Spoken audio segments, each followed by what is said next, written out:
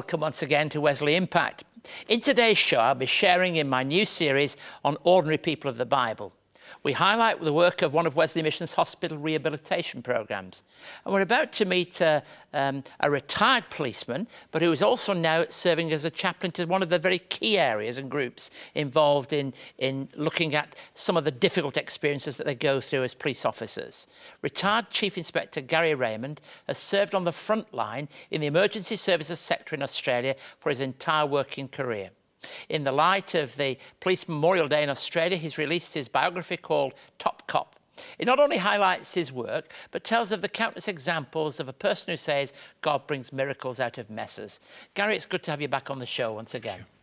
Look, let's start from the very beginning, because I think what this book allows you to do is to really say that some of the formative experiences of your life grow out of the real experiences that you went through. Tell us a bit about your own childhood, if you don't mind. Yeah, it started, I was on a bus. We had to avoid a road crash, and I was just about 4 years old. And as I watched the police and the ambulance helping this fellow that had been knocked off a motorcycle, I just thought I'd love to do that. And I got into trouble from my mother for looking, but then I snuck up the back of the bus and continued to look. But when I went home, I said to my dad, I want to be a policeman or an ambulance man. And he said, where did that come from? And so my mum told him. And then when I was aged 9, I went into St John Ambulance, and then 16 into the ambulance cadetship down in Sydney, then the ambulance service, and then later the police service. So what you saw and what you wished came true. Let me just go back and say, what's your earliest memory of your family then?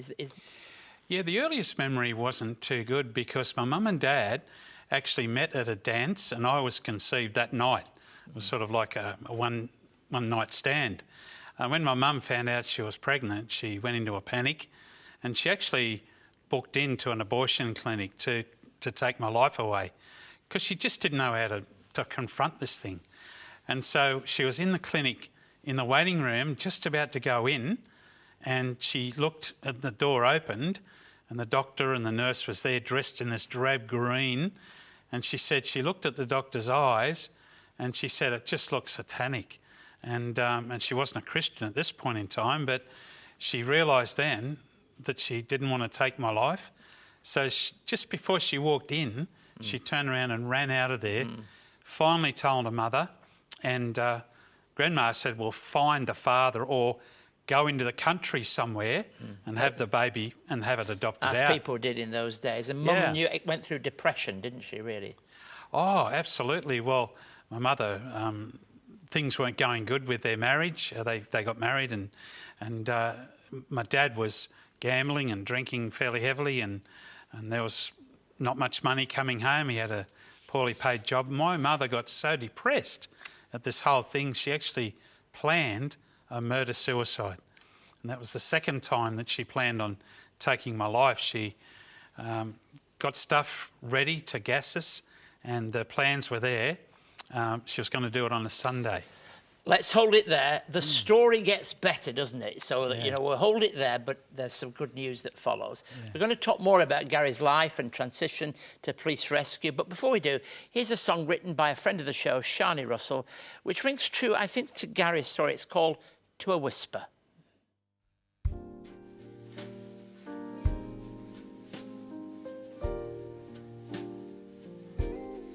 There is a story goes in a circle, tells all the people who were wandering out on the high seas, finding their own way. But when the storm came, they cried out to God for help. Hush the storm, you know, to a whisper, and the waves of the sea were still, and the people were glad when all was calm, and he showed them the way. He knew just what their hearts were wanting. He knew just where they needed to go. Well, don't let them forget to give thanks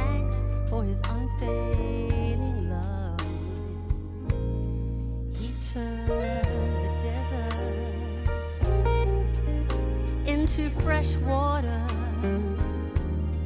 He turned the parched ground into flowing springs. He brought the hungry to live in a new place, bringing a blessing into everything. He hushed the storm, you know, to a whisper, and the waves of the sea were still, and the people were glad when all was calm, and he showed them the way. He knew just what their hearts were wanting. He knew just where they needed to go. Well, don't let them forget to give thanks for his unfailing love. Oh, the loving kindness of our God is unending. If you're wise, you'll observe it, you will sing about it forever and ever. Oh, yes, if you're longing, he will fill your soul with good things, 'cause he looks on the hungry and he satisfies. He'll hush your storm, you know, to a whisper, and your desert he'll turn into springs, and your heart will be glad when he is near, and he'll show you the way. He knows just what your heart is wanting. He knows just where you're needing to go. Well, don't let us forget to give thanks for his unfailing love. His unfailing love.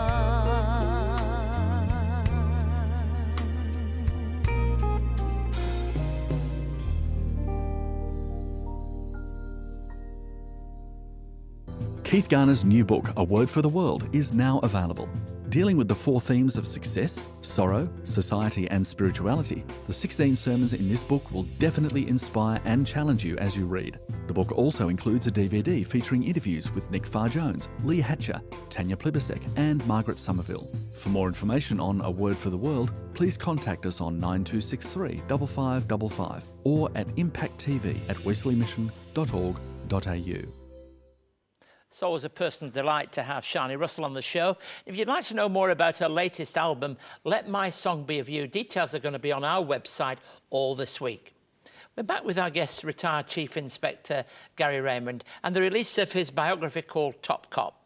How did you get into police rescue in the early days? Because that eventually led on to being a suicide negotiator, etc.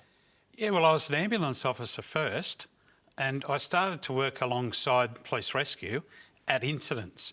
And the late Sergeant Ray Tyson and Bill Fay said to me one day, "We've got a fellow down the bottom of North Head here. He's got a fractured spine. Would you come down, descend the cliff with the police rescue and package him up, that is?" And I said, yeah. So I went down and he said, "You did such a great job. Why don't you leave the ambulance service and come into the police and come and work with us? We could surely use you." I did that. And you're able to use those skills? Oh, all the time. You know, in police rescue, you're always dealing with people who are injured or inaccessible, and your first aid or pre-hospital care skills are just absolutely life-saving. And the book says you actually worked harder and partied longer. What does that mean? Well, because you're in an elitist unit, it's similar, I suppose, to some military units where you're pushed to the edge and then you're looking for some gratification. And so what we used to do is say, well, if we've got to crawl under a train today and get 15 or 16 pieces of a human being out from under the wheels, then tonight you're going to make me feel good. It was an excuse to party, which included all that behaviour that doesn't last and doesn't mean too much in the long run. And then what happened late in 1979? Yeah, well, I had a marriage which went gravely wrong.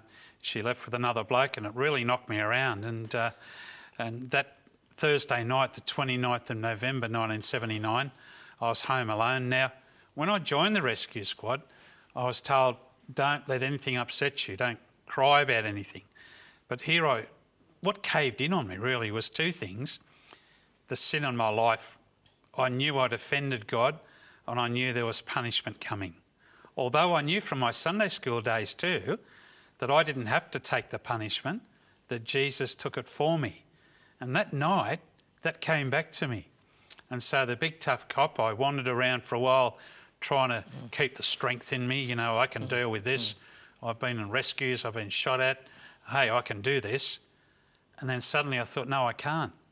But Jesus can do it for me. Now, listeners and viewers will have heard us talk before on occasions about the Granville train disaster. It's very much a seminal moment in your life, really. It defines many. The 18th of January, 1977, 83 died and over 200 injured.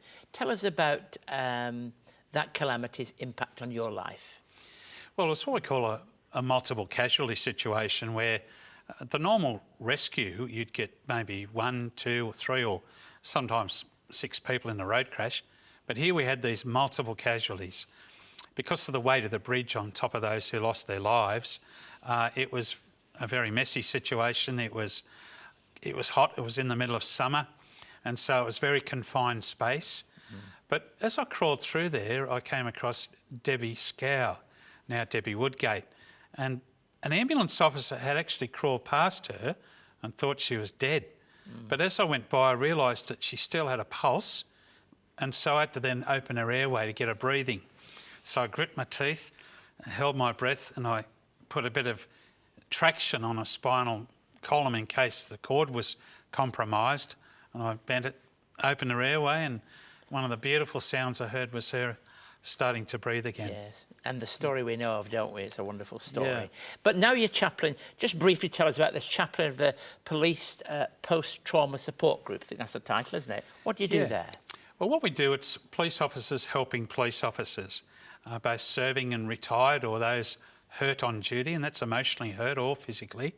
And well, we provide just a forum for them to vent, you know, their thoughts and their emotions, and some of the things that hurt them, some of the things that cause them emotional discomfort. And we find that, I mean, you don't have to talk it out, you don't have to, but the ones that do, it's great relief for them. And then someone across the group will say, yeah, that's the way I feel, or yeah, I thought about that. Oh, I was suicidal once. And so there's a real comradeship amongst them, and we can give them some real good support. And I'm a great supporter of Andrew Scipione, the head of Police in New South Wales, who gives a great lead here. And policemen all across Australia need to be honoured for the work that they do. And I hope that when people read your book, they'll realise, yes, Top Cop's an indication of what people feel about you, but you really are communicating the heart of what it means to be a Christian in the police force. Thank you, Gary, for coming along and sharing with us and giving us a bit of your heart. Pleasure. Thank you. I'm going to be back in just a moment as we have a brief promo and then look forward to the rest of the programme. It's been 200 years since the first Methodists met in Australia. To celebrate 2 centuries of faith and pioneering care, CEO and presenter Reverend Dr. Keith Garner takes us back to where it all began.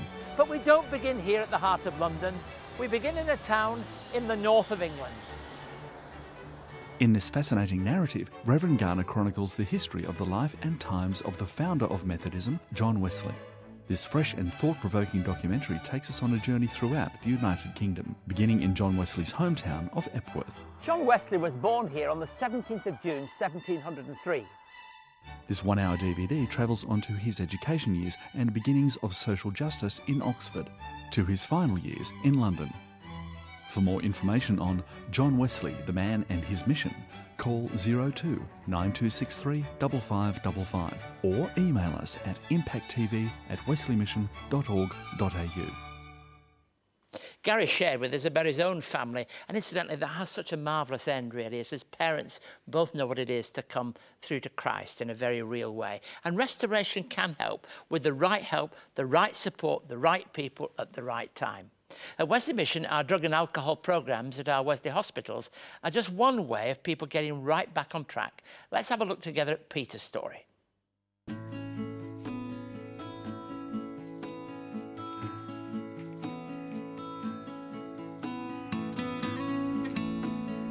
I was 43 when I decided that I wanted help, but it wasn't until got into the program here at Wesley, and it really took off. It really became a problem when I was about 23. Once I made the decision, I would drink from morning till night. If possible, I would take holidays to do that. Then there would be periods of where that wouldn't happen. It would just be drinking from afternoon till morning and repeating the process every day. I couldn't go to work. I would keep a bottle of booze beside my bed like a bottle of water. I would just wake up, take a drink, have a smoke, pass out. I had a special connection with this horse. I had him since he was a foal while he was still on his mother, and we had a special bond developing. It was that special that I could ride him totally blindfolded.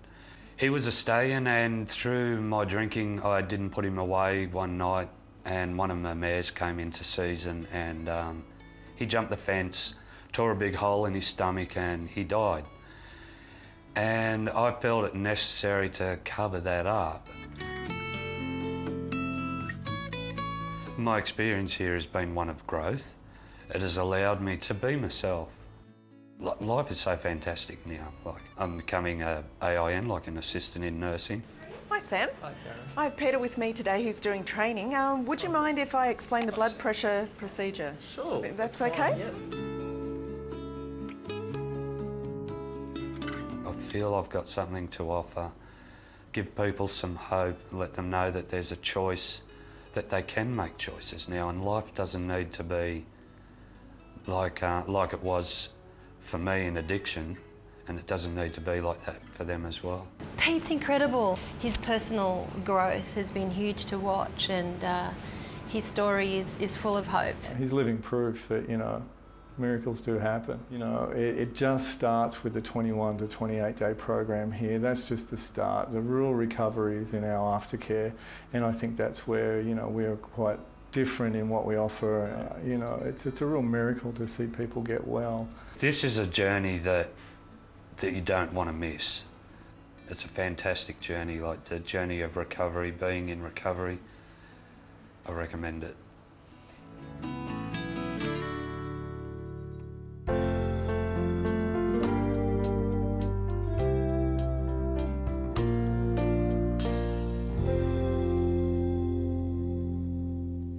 Let me read to you from the book of Joshua in the Old Testament, chapter 14 and 6 through to 8.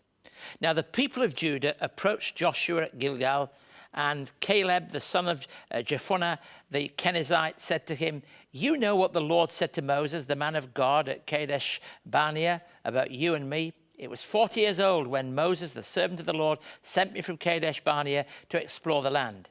And I brought back to him a report according to my convictions. But my fellow Israelites who went up with me made the hearts of the people melt in fear. I, however, followed the Lord my God wholeheartedly." Now, the person I want to talk to you about is Caleb, but enough to see him as an inspiring example in our lives. His confession is that he followed the Lord wholeheartedly. Just hold on to that. What a confession. Followed the Lord wholeheartedly with everything that meant for his life. Caleb and Joshua were the two faithful spies who went into the land ahead to spy, as we understand it in the Old Testament. Both Joshua and Caleb are faithful, but one is the leader. Both were acknowledged by Moses. Caleb lived out the way of God's faithfulness with joy and encouragement to others. He was described by one of the great preachers as the Barnabas of the Old Testament. You remember in the New Testament, Barnabas is a son of encouragement, and this is a guy who is described by that preacher as a great Barnabas of the Old Testament. As followers of Jesus Christ, we may not be Joshua's, but we may be Caleb's. Now, Joshua is very important because Joshua is the one who went into the land. Moses came to the edge of it. But here's Caleb, who quietly, in his own way, isn't Moses, isn't Joshua, but he is Caleb. And Caleb is a man of enthusiasm and a man of faithfulness. He's a man who serves God wholeheartedly. What a thing to do. What a thing to be remembered for. What a thing to be able to confess. I wonder what it says to you. Does it remind you that there are times in our lives when we know what it is to seek to serve God and fail him? Are there times in our lives when we don't live up to our own best expectations, let alone God's in our lives? But the truth is that we can serve God wholeheartedly, to give ourselves in word, in deed, in action and in confession.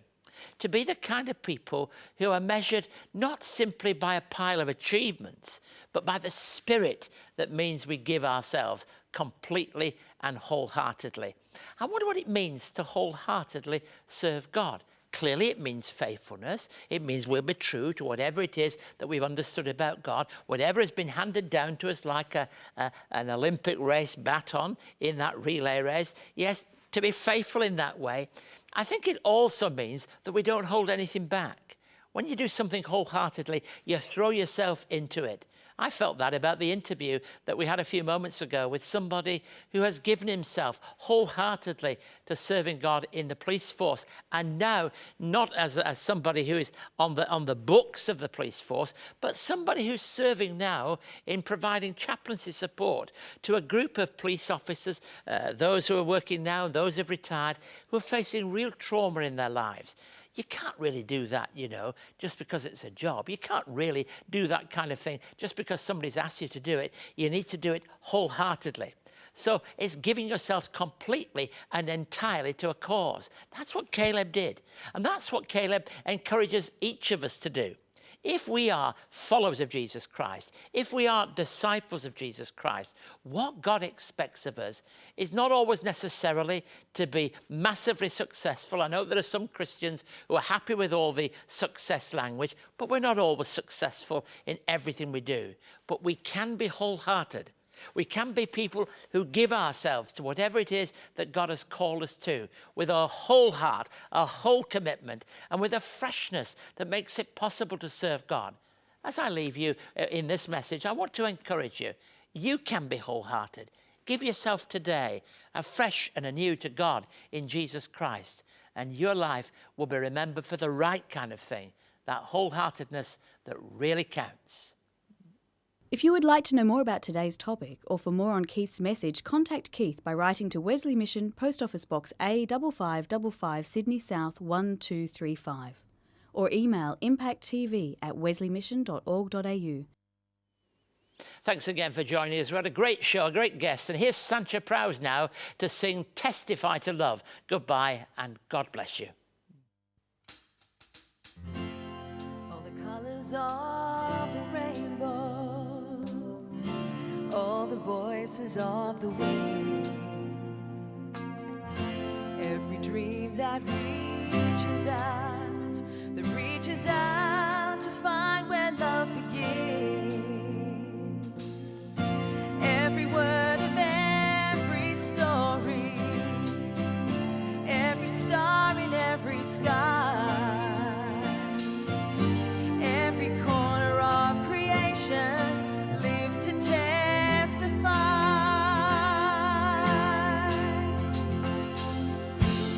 For as long as I shall live,